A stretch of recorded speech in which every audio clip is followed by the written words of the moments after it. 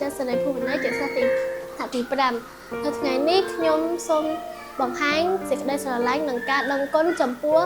អ្នកម្ដាយដ៏បីអបអរសាទរទិវាអ្នកម្ដាយនៅដែលជាស្ត្រីដ៏អស្ចារ្យនៅក្នុងពិភពលោកម្ដាយខ្ញុំមានឈ្មោះថាធុនសេរីអ្វីដែលខ្ញុំចូលចិត្តធ្វើជាមួយម្ដាយខ្ញុំគឺទៅដើរលេងនៅខេត្តជាមួយគាត់ម្ហូបដែលម្ដាយខ្ញុំធ្វើឆ្ងាញ់បំផុតគឺឆាផ្កាខាត់ណាអនុស្សាវរីយ៍ដែលខ្ញុំមិនអាចបំភ្លេចទាក់ទងជាមួយនឹងម្ដាយរបស់ខ្ញុំគឺគាត់តែងតែលើកទឹកចិត្តខ្ញុំនៅពេលដែលខ្ញុំបាក់ទឹកចិត្តហើយគាត់តែងតែជូនខ្ញុំទៅដើរលេងកន្លែងប្លែកៗដែលធ្វើឲ្យអារម្មណ៍ខ្ញុំស្រស់ស្រាយ3ពាក្យដែលខ្ញុំចង់ពិពណ៌នាអំពីម្ដាយខ្ញុំ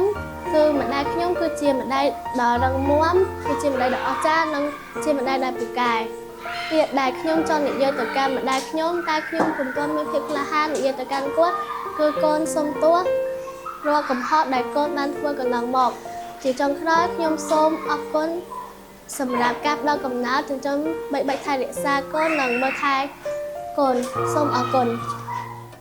3យ៉ាងដែលខ្ញុំពិពណ៌នាអំពីម្ដាយខ្ញុំគាត់ស្អាតគាត់ធ្វើម្ហូបឆ្ងាញ់គាត់ឧស្សាហ៍ព្យាយាម3ពាក្យដែលខ្ញុំពណ៌នាអំពីម៉ាក់ខ្ញុំគឺគាត់អស្ចារ្យគាត់ឆ្លាត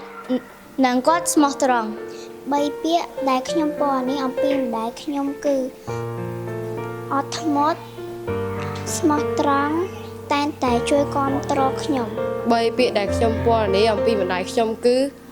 មានភាពស្មោះត្រង់មានភាពអត់ធ្មត់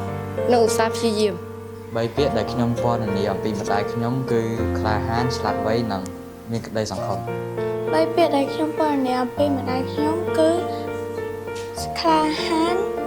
ស្អាតនិងពូកែ3ពាក្យដែលខ្ញុំពណ៌នាអំពីម្ដាយខ្ញុំគឺគាត់ពូកែអត់ធ្មត់គាត់ស្អាតនិងគាត់តែងតែគាំទ្រខ្ញុំជានិច្ច3ពាក្យដែលខ្ញុំពណ៌នាអំពីម្ដាយខ្ញុំគឺ